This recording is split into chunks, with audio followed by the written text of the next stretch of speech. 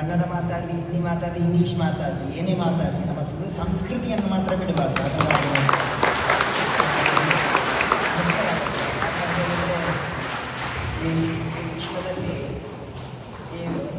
ಈ ವಿಶ್ವದಲ್ಲಿ ಅತ್ಯಂತ ಒಂದು ಶ್ರೇಷ್ಠ ಸಂಸ್ಕೃತಿ ಇದೆ ತುಳು ಸಂಸ್ಕೃತಿ. ನಿಮಗೆ ಒಂದು ಮಾತು ನೆನಪಾಗ್ತದೆ. ಒಂದು ದಿನ ಕಲ್ಕತ್ತೆಯ ಬೀದಿಯಲ್ಲಿ ಒಂದು ಕಾಲೆಲ್ಲ ಕೊಳೆತಂತಹ ಒಬ್ಬ ವೃದ್ಧ ವ್ಯಕ್ತಿ ಬಿದ್ದಿರ್ತಾನೆ. ಅದನ್ನು ಒಬ್ಬ ಮಹಿಳೆ ಎತ್ತು ತಕ್ಕೊಂಡು ಬಂದು ಆಶ್ರಮಕ್ಕೆ ಹಾಕ್ತಾರೆ. ಆಶ್ರಮಕ್ಕೆ ಹಾಕಿದಾಗ ಆ ಕಾಲಿನಲ್ಲಿ ಹುಳ ಎಲ್ಲ ಆಗಿತ್ತು. ಆ ಹುಳವನ್ನೆಲ್ಲ ಕ್ಲೀನ್ ಮಾಡಿದ್ರು. 2-3 ದಿವಸ ಬಿಟ್ಟು ಆ ವ್ಯಕ್ತಿ ಸತ್ತು ಹೋದಾಗ ಅವರು ಹೇಳಿದರು, ಸ್ಟೇಟ್ಮೆಂಟ್ ಕೊಟ್ಟರು, ಆ ವ್ಯಕ್ತಿ ರೋಡಲ್ಲಿ ಬಿದ್ದಿದ್ದ, ಸತ್ತು ಹೋದ. ಆದರೆ ನನಗೆ ಬೇಸರ ಇಲ್ಲ. ಯಾಕೆ ಅಂತ ಹೇಳಿದರೆ, ಅವನು ಸಾಯುವಾಗ ಪ್ರೀತಿ ವಂಚಿತನಾಗಿ ಸಾಯಿಲ್ಲ, ಪ್ರೀತಿಯಿಂದ ಸತ್ತಿದ್ದ ಅನ್ನುವಂಥ ಮಾತನ್ನು ಮದರ್ ತೆರೇಸಾ ಒಂದು ಕಡೆ ಅದು ಈ ಒಂದು ಹೊತ್ತಿನ ಹೊಸ ಬೆಳಕು ಆಶ್ರಮಕ್ಕೆ ಬಂದ ತರುಣ ನೋಡುವಾಗ ನನಗೆ ನೆನಪಾಯಿತು. ಸುಚರಿತರು ಹೇಳಿದಾಗೆ ಒಂದು ಮಾತೃ ಹೃದಯ, ಎಲ್ಲ ಪ್ರೀತಿ. ನಮ್ಮ ಮನೆಯಲ್ಲಿ 1-2 ಮಕ್ಕಳನ್ನು ಸಾಕ್ಲಿಕ್ಕಾಗಲ್ಲ, 1-2 ವೃದ್ಧರನ್ನು ಸಾಕ್ಲಿಕ್ಕಾಗಲ್ಲ. ಇವತ್ತೆಂತ ತಂದೆ ತಾಯಿಯನ್ನು ರೋಡ್ ಬೀಸಾಡ್ತಾರೆ. ಆದರೆ ಇಷ್ಟು ಜನರನ್ನು ಸಾಕಿದ್ದೀರಿ ಮೇಡಮ್, ನನಗೆ ತುಂಬ ನನ್ನ ವೈಯಕ್ತಿಕ ನೆಲೆಯನ್ನು ಅಭಿನಂದಿಸ್ತೇನೆ. ನಾನು ತುಂಬ ಆಶ್ರಮಕ್ಕೆ ಹೋಗ್ತೇನೆ. ನನ್ನ ವ್ಯವಹಾರಗಳೆಲ್ಲ ಇನ್ನು ಬಡವರ ಒಟ್ಟಿಗೆ ಇರುವಂಥದ್ದು. ನಾನು ತುಂಬ ಆಶ್ರಮಕ್ಕೆ ಹೋಗ್ತೇನೆ. ಆದರೆ ನನಗೆ ಇಲ್ಲಿ ತುಂಬ ಸಂತೋಷ ಆಯಿತು, ತುಂಬ ಸಂತೋಷ. ಯಾಕಂತ ಹೇಳಿದ್ರೆ ಎಷ್ಟೋ ಆಶ್ರಮಗಳಲ್ಲಿ ಗಂಡಸರು ನಡೆಸುವಂಥ ಆಶ್ರಮಗಳು ನಾನು ಹೋಗಿದ್ದೆ. ಆದರೆ ಒಂದು ಹೆಣ್ಣು ಏನು ಮಾಡಬಹುದು ಕಲಿತಾ ಮೇಡಮ್ ನೋಡಿದರೆ ನನಗೆ ಗೊತ್ತಾಗ್ತದೆ. ನೀವು ನಿಮಗೆ ಭಗವತಿ ಮೂಕಾಂಬಿಗೆ ಇನ್ನಷ್ಟು ಒಳ್ಳೇದು ಮಾಡಲಿ. ನೀವೇನು ದುಃಖದಲ್ಲಿದ್ದೀರಿ, ಕಷ್ಟದಲ್ಲಿದ್ದರೆ ಏನು ಬೇಸರ ಮಾಡಬೇಡಿ, ಭಗವಂತ ಎಲ್ಲವನ್ನು ಕೊಡ್ತಾನೆ. ನಮ್ಮಲ್ಲಿ ಮನಸ್ಸು ಮಾತ್ರ ಭಾರಿ ಮುಖ್ಯವಾದದ್ದು. ಅಂದರೆ ಇಚ್ಛಾಶಕ್ತಿ ಇದ್ರೆ ಭಗವಂತ ಎಲ್ಲ ಕಲಿತಾನೆ. ಇವರು ಎಲ್ಲ ಫುಡ್ಡೆಲ್ಲ ನಾವು ಕೊಡೋದಲ್ಲ, ದೇವರು ನಾವು ಹುಟ್ಟುವಾಗಲೇ ಅವರ ಜಾತಕದಲ್ಲಿ ಬರ್ದಿರ್ತದೆ, ಅವರ ಹಣೆಬರದಲ್ಲಿ ಬರ್ದಿರ್ತದೆ. ಆದ್ದರಿಂದ ಭಗವಂತ ನಿಮಗೆ ಇವತ್ತು ನನಗೆ ತುಂಬ ಖುಷಿ ಕೊಟ್ಟರೆ ನಮ್ಮ ಹೊಸ ಬೆಳಕು ತಂಡ ಅವರು ಪ್ರಾರಂಭ ಮಾಡುವಾಗ ನನ್ನ ಹತ್ರ ಹೇಳಿದರು, ಹೊಸ ಬೆಳಕು ಅನ್ನುವಂಥ ಹೆಸರು ಇದ್ದಾರೆ. ಬಹುಶಃ ಅದು ಹೊಸ ಬೆಳಕು ನಿಮ್ಮಿಂದ ಪ್ರೇರಣೆಯಾಗಿ ಬಂದಂತ ಏನು ಅಲ್ಲ. ಆದರೂ ಹೊಸ ಬೆಳಕು 2 ಹೊಸ ಬೆಳಕು. ಆದರೆ ನಮಗೊಂದು ಒಳ್ಳೆಯ ಆತ್ಮೀಯ ಸಂಬಂಧ ಇದೆ. ಯಾಕಂದ್ರೆ ಹೆಸರಲ್ಲಿ ಸಂಬಂಧ ಇದೆ. ನಿಮ್ಮದು ಹೊಸ ಬೆಳಕು, ನಮ್ಮದು ಹೊಸ ಬೆಳಕು. ಆದ್ದರಿಂದ ನಿಮ್ಮ ಜೊತೆ ನಮ್ಮ ಮಕ್ಕಳು ನಿರಂತರ ಒಂದು ಸಂಪರ್ಕವನ್ನು ಇಡ್ತಾರೆ. ಒಂದು ಹೆಣ್ಣು ಏನು ಮಾಡಬಹುದು ಅಂತೇಳಿ ನಾವು ತೇರಿಸಿದ್ದೀರಿ. ನೀವು ಹೇಳಿದ್ದೀರಿ ಈಗ ನಾವು ಯಾವುದೇ ಸನ್ಮಾನಕ್ಕಾಗಿ, ಅದರಲ್ಲಿ 2 ಮುಖ್ಯ ಸನ್ಮಾನ ನಾನು ಒಂದು ಕನ್ನಡ ಅವರಿಗೆ ಮೇಡಮ್ಗೆ ಮಾಡಿದೆ, ಇನ್ನೊಂದು ನಮ್ಮ ಮಹೇಶ್ಗೆ ಮಾರಿಗೆ ಮಾಡಿದೆ. ನನಗೆ ತುಂಬ ಇಷ್ಟ ಆಯಿತು. 2 ಜನ ಯೋಗ್ಯ ವ್ಯಕ್ತಿಗಳಿಗೆ ನಾನು ಸನ್ಮಾನ ಮಾಡಿದ್ದೇನೆ.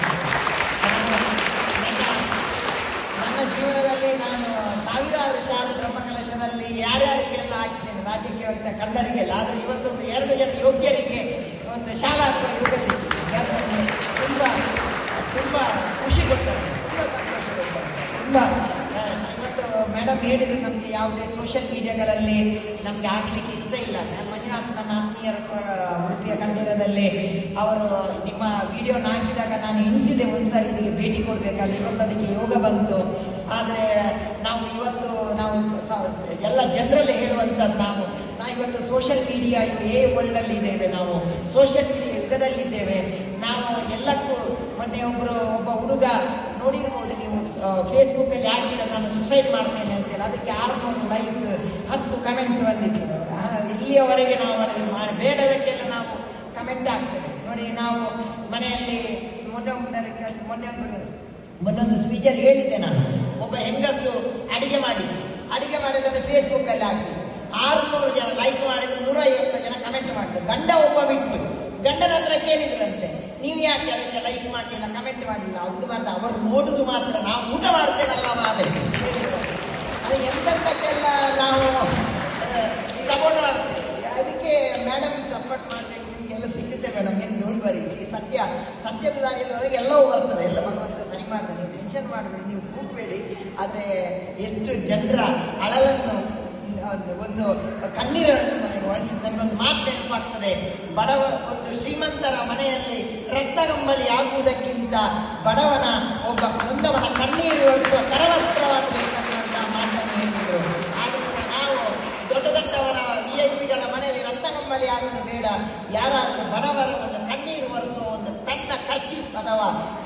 ಕರವಸ್ತ್ರ ಆಗಬೇಕು ಅಂತೇಳಿ ಹೇಳಿ ಮಹಿಳೆ ಎಷ್ಟು ಸಾಧನೆ ಮಾಡಬಹುದು ಅದನ್ನು ನಾವು ಇವರ ಹತ್ರ ನೋಡಿ ಕಲಿಬೇಕು. ಯಾಕಂತ ಹೇಳಿದ್ರೆ ನೋಡಿ, ಮಹಿಳೆ ಎಷ್ಟು ಜನ ನಮಗೆ ಇವತ್ತು ನೋಡಿ ಎಷ್ಟು ಇವರನ್ನೆಲ್ಲ ನೋಡುವಾಗ ನಮಗೆ ಎಷ್ಟು ನಮಗೆ ಸ್ಫೂರ್ತಿ ಬರ್ತದೆ ಅವರನ್ನು ನೋಡಿ. ಯಾಕಂತ ಹೇಳಿದ್ರೆ ಇವತ್ತು ನೋಡಿ ನಮ್ಮ ಮಕ್ಕಳು 2 ಮಾರ್ಕ್ ಸಿಕ್ಕಿತ್ತು ಅಂತೇಳಿ ಕಮ್ಮಿ ಸಿಕ್ಕಿತ್ತು ಅಂತೇಳಿ ಸುಸೈಡ್ ಮಾಡ್ತಾರೆ, ಲವ್ ಫೇಲಿಯರ್ ಅಂತೇಳಿ ಸುಸೈಡ್ ಮಾಡ್ತಾರೆ. ಆದ್ರೆ ಇವರಲ್ಲಿ ಎಷ್ಟು ಕಷ್ಟಗಳಿದೆ, ಆದ್ರೆ ಇವರು ಬದುಕಬೇಕು ಅಂತೇಳಿ ಪ್ರಯತ್ನ ಮಾಡ್ತಾ ಇದ್ದಾರೆ. 2 ಮಾರ್ಕ್, ಒಂದು ಲವ್ ಫೇಲಿಯರ್ ದಿವಸ ಈಗ ಮಕ್ಕಳು ಇರುವುದು 1-2 ಲವ್ ಫೇಲಿಯರ್ ಆದಾಗ ನಮ್ಮ ಬಾಳಿಗೆ ಆಗುತ್ತೆ. ಒಂದು ಬಸ್ ಹೋದ್ರೆ ಇನ್ನೊಂದು ಬಸ್ ಬರ್ತದೆ, ಅದರಲ್ಲಿ ದೊಡ್ಡ ಸಂಗತಿ ಅಂತದೆ. ಆದ್ರಿಂದ ಯಾರು ಆತ್ಮಹತ್ಯೆ ಮಾಡಿ ಇವರೆಲ್ಲ ಪ್ರೇರಣೆ ನನಗೆ ಅಂತ ಹೇಳಿ ಕಡೆಯ ಒಂದು ಮಾತಿಗೆ ನನಗೆ ನೆನಪಾಗ್ತದೆ. ನಾವು ಸಾಧನೆ ಮಾಡಬೇಕಾದ್ರೆ ಏನು ಲಕ್ಷ್ಮೀ ಅಗರ್ವಾಲ್ ನೋಡಿ, ಡೆಲ್ಲಿ ಎಷ್ಟು ಕಷ್ಟ. ನಾವೆಲ್ಲ ಸಣ್ಣ ವಿಷಯಕ್ಕೆ ನಾವು ತಲೆಬಿದ್ದಾರೆ. ನಾವೆಲ್ಲ ಹೀರೋಗಳು, ಈ ಕ್ರಿಕೆಟ್ ಪ್ಲೇಯರ್ಗಳು ಮತ್ತೆ ಪಿಕ್ಚರ್ ಆರ್ಟಿಸ್ಟ್ಗಳು ನಮ್ಮನ್ನೇ ಹೀರೋಗಳು ಅಂತೇಳಿ. ನಾವು ನಿಜವಾಗಿ ನಮ್ಗೆ ಹೀರೋ ಇಂಥ ತನುಲಾ ಅವರಂತ ಮೇಡಮ್ ಅಂತವ್ರು ಹೀರೋ ನೋಡಿ. ಲಕ್ಷ್ಮೀ ಅಗರ್ವಾಲ್ 1990ರಲ್ಲಿ ಹುಡ್ತಾಳೆ, 15 ವರ್ಷದ ಮಗು, ಫಸ್ಟ್ PU. ಲಕ್ಷ್ಮೀ ಅಗರ್ವಾಲ್ ಪಕ್ಕದ ಮನೆಯವ, ನೀನು ನನ್ನನ್ನು ಪ್ರೀತಿಸ್ಬೇಕಂತೇಳಿ 1 ಲೀಟರ್ ನೈಟ್ರಿಕ್ ಆಸಿಡ್ ಮುಖಕ್ಕೆ ರಕ್ತಾನೆ. ನಾವು ಕಾಲೇಜಲ್ಲಿ ಇರುವಾಗ ಡೈಲ್ಯೂಟೆಡ್, ಅದು ಅಷ್ಟೇನು ಉರಿಯುವುದಿಲ್ಲ, ಒಂದು ಸಣ್ಣ ತೊಟ್ಟು ಬಿದ್ದರೆ ಅಷ್ಟು ಉರಿಯುತ್ತದೆ. ಆದ್ರೆ ನೇರವಾಗಿ ಅದನ್ನು ನೈಟ್ರಿಕ್ ಆಸಿಡ್ ಅವಳ ಮುಖಕ್ಕೆ ಇರ್ತಾರೆ, ಮುಖ ವಿಕಾರ ಆಗ್ತದೆ. ಆದ್ರೆ ಲಕ್ಷ್ಮೀ ಅಗರ್ವಾಲ್ ಏನು ಬೇಸರ ಮಾಡುವುದಿಲ್ಲ, 26 ಪ್ಲಾಸ್ಟಿಕ್ ಸರ್ಜರಿ ಮಾಡ್ತಾರೆ. 26 ಮನಕೊಲ್ಲಿಲ್ಲ. ಅವರು ಹೇಳ್ತಾರೆ, ನಾನು ಏನು ಮಾಡಬೇಕು ಇನ್ನು, ನನ್ನ ಮುಖ ವಿಕಾರ ಆದ್ರೆ ಒಬ್ಬ ದುಷ್ಟನಿಂದ ನನ್ನ ಮುಖವನ್ನು ವಿಕಾರ ಮಾಡಬಹುದು, ಆದರೆ ನನ್ನ ಮನಸ್ಸನ್ನು ವಿಕಾರ ಮಾಡಲಿಕ್ಕೆ ಸಾಧ್ಯ ಇಲ್ಲ ಅಂತೇಳಿ ಆ ಲಕ್ಷ್ಮೀ ಅಗರ್ವಾಲ್ 10 ವರ್ಷ ಹೈಕೋರ್ಟಿಗೆ ನಡೆದು PA ಹಾಕಿ ಸ್ಟಾಪ್ ಆಸಿಡ್ ಮೂವ್ಮೆಂಟ್ ಅಂತೇಳಿ ಸ್ಟಾರ್ಟ್ ಮಾಡ್ತಾರೆ. ಎಲ್ಲೆಲ್ಲ ಕಡೆಯಲ್ಲಿ ರೋಡ್ಗಳಲ್ಲಿ ನೀವು ಆಸಿಡ್ ಮಾಡಿ ಮಾರಾಟ ಮಾಡ್ತೀರಿ, ಇದರಿಂದ ಎಷ್ಟು ಹೆಣ್ಣು ಮಕ್ಕಳಿಗೆ ಕಷ್ಟ ಆಗ್ತದೆ. ಆದ್ರಿಂದ ನೀವು ಆಸಿಡ್ ಅನ್ನು ಮಾರಬಾರದು ಅಂತ ಹೇಳ್ಬಿಟ್ಟು 10 ವರ್ಷದ ನಂತರ ಜಯಗಳಿಸ್ತಾರೆ. ಇದು ನಮಗೆ ಪ್ರೇರಣೆ ಆಗಿದೆ. ಇದರ ಬಾರಿ ಪ್ರಾಮುಖ್ಯವಾದಂಥದ್ದು. ಸಣ್ಣ ವಿಷಯಗಳೆಲ್ಲ ತಲೆಬಿಸಿ ಮಾಡಬೇಡಿ, ಆರಾಮದಲ್ಲಿ ಇರಿ, ದೇವರ ಮೇಲೆ ನಂಬಿಕೆ ಇರಿ. ಮೇಡಮ್, ನನಗೆ ತುಂಬಾ ಆನಂದ ಆಯ್ತು ಈ ಒಂದು ಆಶ್ರಮಕ್ಕೆ ಬಂದು. ನೀವು ಯಾವಾಗ 24 ಗಂಟೆಯಲ್ಲಿ ರಾತ್ರಿ 12 ಗಂಟೆಗೆ ಕರೆದ್ರು ನಾನು ನಿಮ್ಮ ಜೊತೆ ಇದ್ದೇನೆ, ನಾನು ಖಂಡಿತವಾಗಿ ನಿಮ್ಮ ಒಟ್ಟಿಗೆ ಇದ್ದೇನೆ. ನನಗೆ ನಿಮ್ಮ ಬಗ್ಗೆ ನಿಮ್ಮ ಆತ್ಮೀಯರೊಬ್ಬರು ನಿನ್ನೆ ಅಷ್ಟೇ ನಾನು ಹೇಳಿದೆ ನಿಮ್ಮ ಹತ್ರ, ನನಗೆ ಫೋನ್ ಮಾಡಿ ಹೇಳಿದ್ರು, ಅವರು ತುಂಬ ಒಳ್ಳೆಯವರು ಅಂತೇಳಿ ಹೇಳಿದ್ರು. ಆದ್ರಿಂದ ನನಗೆ ತುಂಬ ಆನಂದ ಆಯಿತು, ಒಳ್ಳೆಯ ಜಾಗಕ್ಕೆ ಬರ್ತೇನೆ ಅಂತೇಳಿ. ನಾನು ಅದರಲ್ಲಿಯೂ ತುಂಬ ನನಗೆ ಖುಷಿ ಕೊಟ್ಟಂಥದ್ದು ಹೊಸಬೆಳಕು ತಂಡ. ಮೇಡಮ್, ನಮ್ಮ ಮಕ್ಕಳು ಏನು ಕೋಟಿಗಟ್ಟಲೆ ಹಣ ಹಿರಿತರು ಹೇಳಿದಾಗೆ ಕೋಟಿಗಟ್ಟಲೆ ಲಕ್ಷಗಟ್ಟಲೆ ಹಣ ಇರುವವರಲ್ಲ, ಪಾಪ ಡೈಲಿ ವೇಜಸ್ ಅಲ್ಲಿ ದುಡಿಯುವವರು, ಸಣ್ಣ ಸಂಬಳದಲ್ಲೇ ಬದುಕುವವರು. ಆದರೂ ಸಮಾಜ ಸೇವೆ ಮಾಡಬೇಕನ್ನುವಂತಹ ದೊಡ್ಡ ದೇವ ಸಂಖ್ಯೆ ಸಿಕ್ಕಿದಂತಹ ಒಂದು 10,000 5,000 ಸಂಬಳದಲ್ಲಿ ದಿವಸಕ್ಕೆ ಒಂದು 500-600 ಸಂಬಳ ಸಿಕ್ಕಿದ್ರು ಅದರಲ್ಲಿ ಒಂದು 10 ರೂಪಾಯಿ ಆದರೂ ಬಡವರಿಗೆ ಕೊಡಬೇಕು, ನೊಂದವರಿಗೆ ಕೊಡಬೇಕು ಅನ್ನುವಂತಹ ನಮ್ಮ ಹೊಸಬೆಳಕು ಸಂಸ್ಥೆ.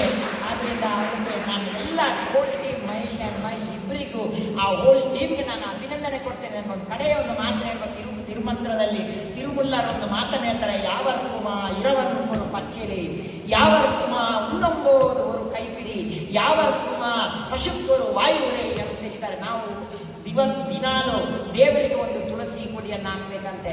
ನಾವು ಊಟ ಮಾಡುವಾಗ ಒಂದು ಇಡೀ ಅಕ್ಕಿ ಅದು ಬಡವನಿಗೆ ತಿಂದಿಡಬೇಕನ್ನುವಂತ ಮಾತನ್ನು ಹೇಳ್ತಾರೆ. ನಾವು ದಿನಾಲು ಒಂದು ಗೋವಿಗೆ ಒಂದು ಆಹಾರ ಕೊಡುವಂತ ವ್ಯವಸ್ಥೆಯನ್ನು ಮಾಡ್ಬೇಕಂದ್ರೆ ತಿರುಮುಲ್ಲರನ್ನು ಮಾತಾಡ್ತಾರೆ. ಆದ್ರಿಂದ ನಾನು ನಿಮ್ಮ ಹತ್ರ ಎಲ್ಲರ ಹತ್ರ ಹೇಳುವುದು ಏನಂದರೆ, ಒಂದು ಊಟ ಮಾಡುವಾಗ ಒಂದು ಇಡೀ ಅಕ್ಕಿ ಬಡವನಿಗಾಗಿ, ರೋಗಿಗಳಾಗಿ, ನೊಂದವರಿಗಾಗಿ ಮೀಸಲಿಡಿ ಅಂತೇಳಿ ನಮ್ಮ ಹೊಸಬೆಳಕು ತಂಡ ಇನ್ನಷ್ಟು ಅಭಿವೃದ್ಧಿಯಾಗಲಿ, ಸಮಾಜ ಸೇವೆ ಮಾಡಿ. ಯಾವತ್ತು ಇನ್ನೊಂದು ಮಾತು ಹೇಳ್ತೇನೆ ನಾನು, ಕೊಟ್ಟ ಕೈಗೆ ಯಾವತ್ತು ಭಗವಂತ ಕಡಿಮೆ ಮಾಡುವುದಿಲ್ಲ. ಅದನ್ನು ಖಂಡಿತ ಹೇಳ್ತೀನಿ. ಈ ವೇದಿಕೆಯಲ್ಲಿ ನನ್ನ ಅತ್ಯಂತ ಆತ್ಮೀಯ ಸುಚರಿ ಶೆಟ್ಟಿದ್ದಾರೆ, ಅವರ ನನಗೆ ಇವತ್ತಿಗೂ ನನಗೆ ನೆನಪಿದೆ. ಅವರ ತಂದೆ ನನ್ನ ಅತ್ಯಂತ ಆತ್ಮೀಯರು.